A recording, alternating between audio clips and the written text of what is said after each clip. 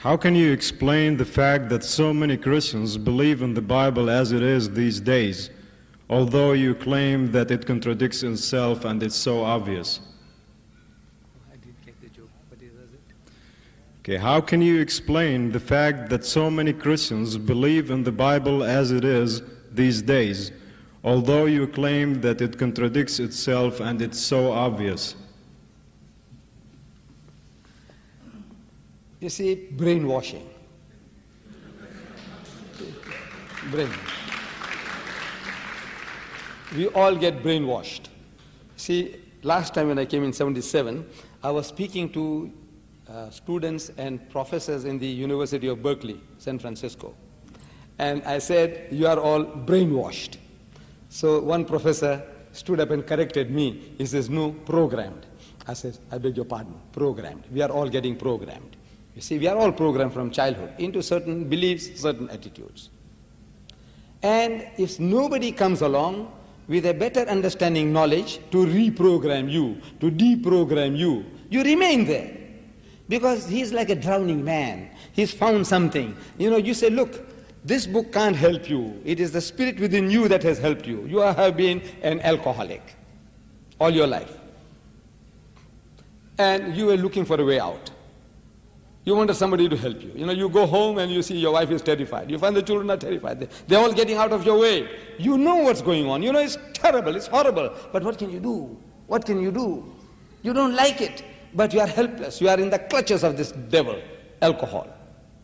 And there comes along a person with a little charisma, and you know, he says, look man, think and believe that Christ is there for you. He's done everything for you. He's paid for you. Emotionally, you are in a mood for change.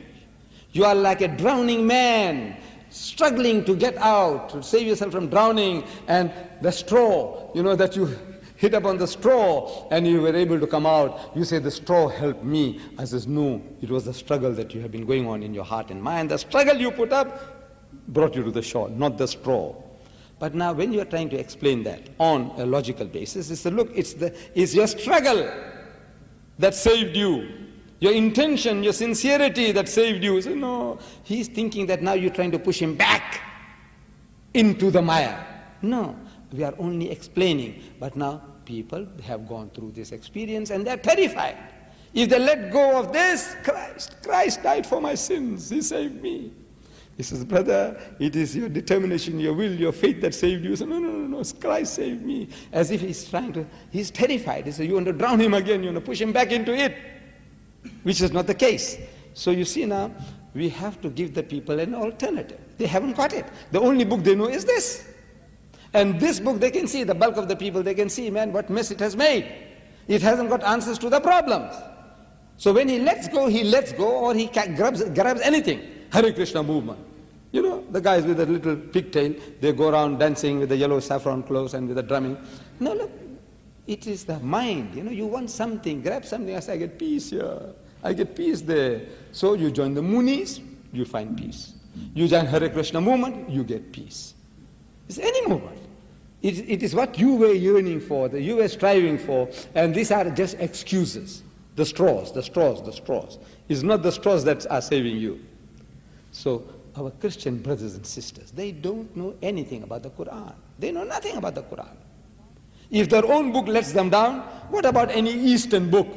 The Quran, an Eastern book, what can it do for you? They don't know this book. And the trouble is with us. We haven't done anything to educate them.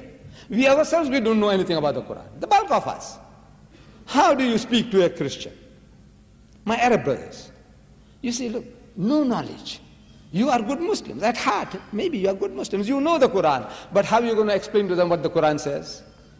In your heart and mind you understand when you say, Bismillahir Rahmanir Rahim, in the name of Allah, most gracious, most merciful. وَإِذْ قَالَتِ الْمَلَائِكَةُ يَا مَرْيَمُ وَإِذْ قَالَتِ الْمَلَائِكَةُ يَا مَرْيَمُ إِنَّ اللَّهَ اسْتَفَاكِ وَطَهَّرَكِ وَاسْتَفَاكِ عَلَى نِسَاءِ الْعَالَمِينَ. Beautiful. Translate it. Translate it for your hearer. How are you going to translate it? So, well, you see, the angel came and he told, look, what else can you do? You know yourself, you understood it beautifully, mashallah. You know what it says. But now, you don't know the language, you don't know the right terminology. See, you are just a new person here. You are maybe a mathematician and electronics and all that. But this language, how to translate what you are reading, you don't know. So my brother said about you people, he said, look, those Qurans are for the non-Muslim, American. He didn't use the word non-Muslim, but that's what he meant. American, most of you might be born here, you're also American. Muslim, born here, you're American. But he said, no. He had in mind non-Muslim American. So he let them have it. But that's also not good enough. You see, I said, you Arab also need it. Believe me, you need this translation. In this environment at home, you don't need it. Allah, in the sight of Allah, you don't need it. Translations you don't need. But now to talk to this in this ocean of westernization, Christendom, English environment, you need a translation to put the correct words, correct meanings of what you're reading. It's there in the mind, but you can't reproduce it. So now you get the translation, Surah Ali Imran, chapter 3, verse 42, Bismillahir Rahmanir Rahim, like this one here. Bismillahir Rahmanir Rahim. So, وَإِذْ قَالَتِ الْمَلَائِكَةُ يَا مَرْيَمُ. So behold, the angel said, O Mary, إِنَّ اللَّهَ اسْتَفَاكِ وَطَهَّرَكِ وَاسْتَفَاكِ عَلَى نِسَاءِ الْعَالَمِينَ. That God Almighty has chosen thee and purified thee, chosen thee above the women of all nations. Ya Maryam uqnuti li rabbiki wasjudi warka'i ma'a raki'in. So, O Mary, worship thy Lord devoutly, prostrate thyself and bow down and pray with those who bow down. Now, if you can memorize that English, you know Arabic already. I have experimented on groups of Arab students in the at Dahran University. You see, I said, now how many of you know? وَإِذْ قَالَتِ الْمَلَائِكَةُ يَا مَرْيَمُ إِنَّ اللَّهَ اسْتَفَاكِ وَطَهَّرَكِ. How many of you? And almost 80% put up their hands. I said, are you all Hafiz al-Quran? He says, no. He says, how do you know? Well, constant reading, your language, easy to retain. Right. I says, mashallah, you have done the job, you know it. Now I said, now how to improve English? I'm going to teach you how to improve your English. You see, I learn many languages. I know many languages, samples. I can quote you Indonesian, Swahili, Spanish, what language you know? Nigerian, Zulu, Tswana, Afrikaans, Zulu, Arabic, Hebrew, what language you want to hear? Tell me quickly. Of this I have name, what language you want to hear? Huh? German. I didn't say German. Come on, any. The languages I said, Swahili, Indonesian or Malaysian, Spanish. Huh? Swahili. Se tazameni mikono yangu na miguu yangu. Ya kuwa ni mimi mwenyewe. Mshige ni muone. Waguwa roho haina mwili na mifupa. No, I learn languages, different languages. It serves my purpose, you see. This Swahili, you see, Hebrew, I wanted to go to Israel to talk to my cousins, delivering the message from the last will and testament of Hazrat Musa alayhi salam.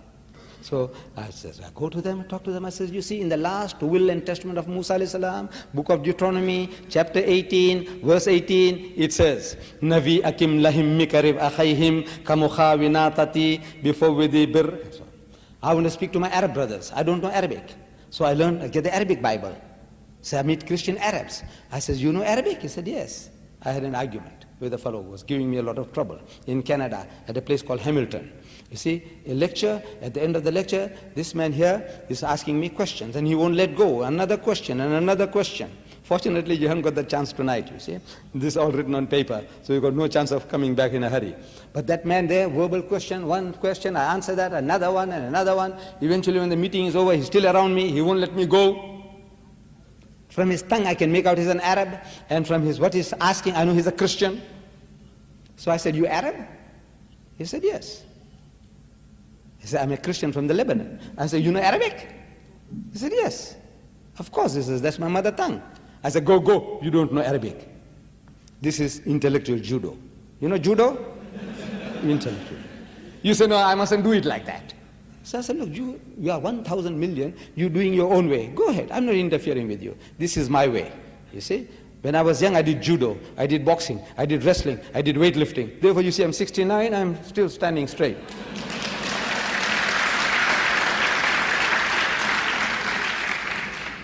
So I said, go, man, you don't know Arabic. He said, you mean to say you know my language better than me? I says, no. I'm ashamed to tell you that I'm a born Muslim, but I don't know Arabic. It's the language of the Quran, it's the language of Jannah, language of my Prophet, but I don't know Arabic. I'm ashamed of myself. Then he said, what do you mean I don't know Arabic? I said, you see, you read this book, the Bible, in your own mother tongue, in Arabic. I said, yes. And I said, you are understanding the exact opposite of what you're reading. Not what is there. If you are told in the Bible, thou shalt not commit adultery, you are understanding as if it is saying, thou shalt commit adultery. So, what do you mean? You take me for a zombie? I said, no. I said, look, I will prove it to you. I will prove it to you.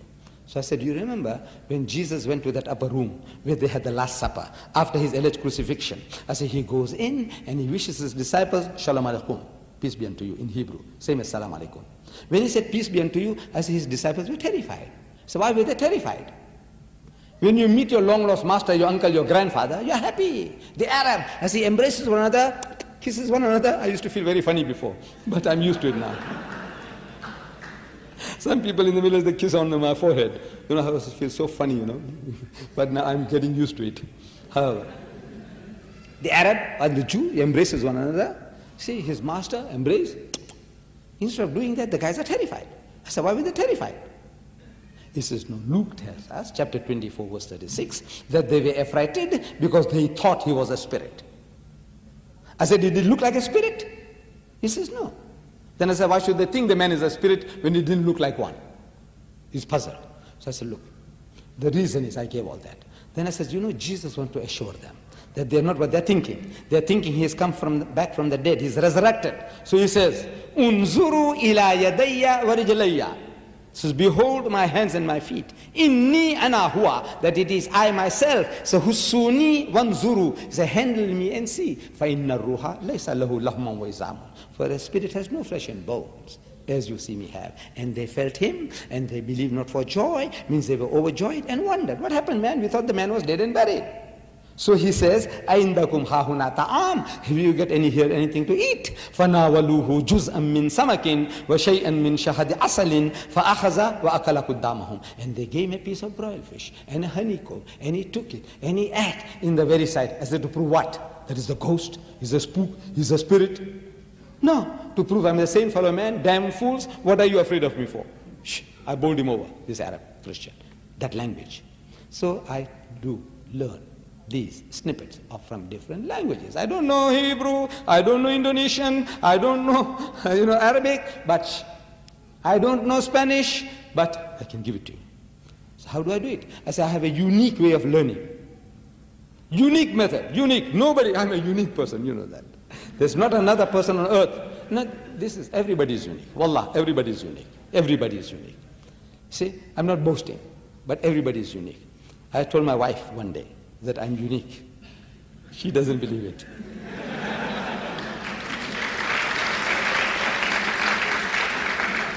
But I proved it to her. She didn't believe it.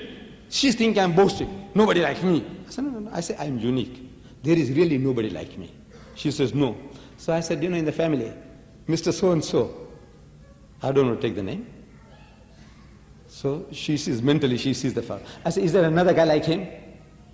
So she says, no. I said, our son, my eldest son, Ibrahim. I said, is there another guy like him? So she scans. She says, no. I said, your brother, Ibrahim, her brother. I said, is there another guy like him? So she scans. She says, no. I said, you see, I tell you, everybody is unique. But I have a unique method. It is unique. I said, you see, I use the Bible to learn these languages. Any language I want to learn, I go and get a Bible in that language because they got it in 2,000 different languages. And I know the Bible in English extensively by heart. People think I'm Hafizul Bible, which is not the case. Hafizul Quran is not the case. But it seems at times, Hafizul Quran, Hafizul Bible. I'm not. But I know this book extensively. I haven't come across a single Christian in my life who knows his Bible better than I know. Alhamdulillah.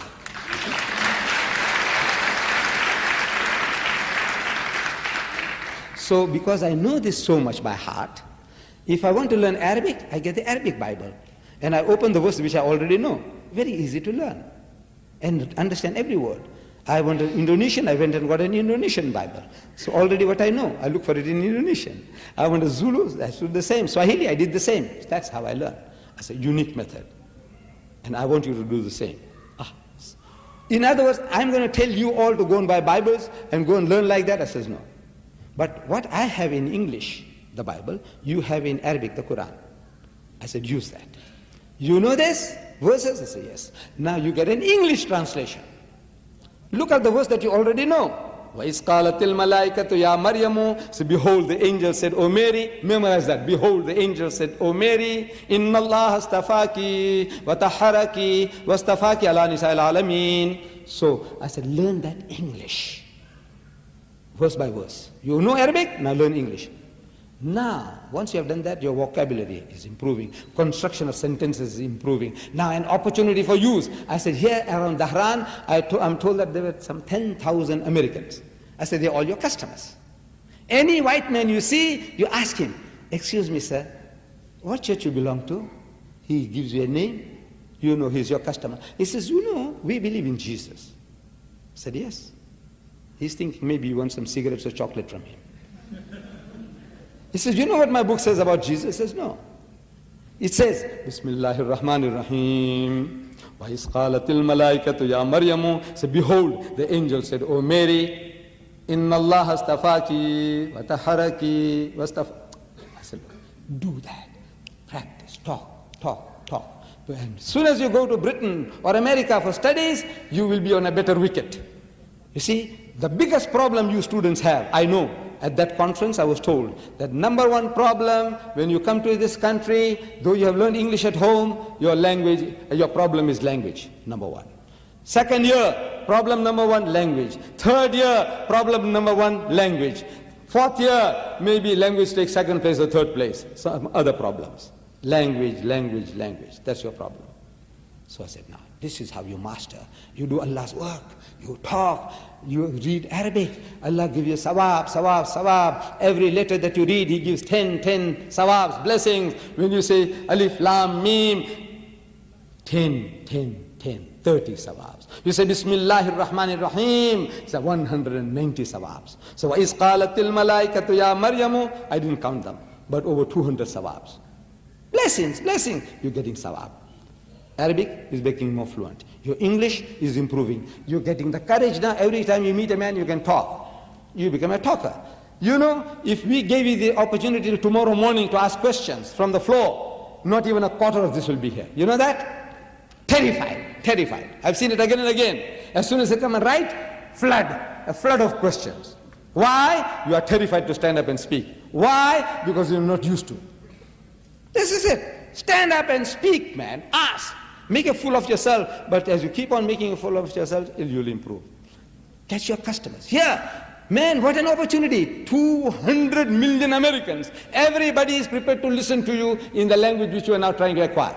Talk to him and bowl him over. Talk to him. Improve your English. Talk to him and get spiritual blessings. That Allah may reward you here as well as in the hereafter.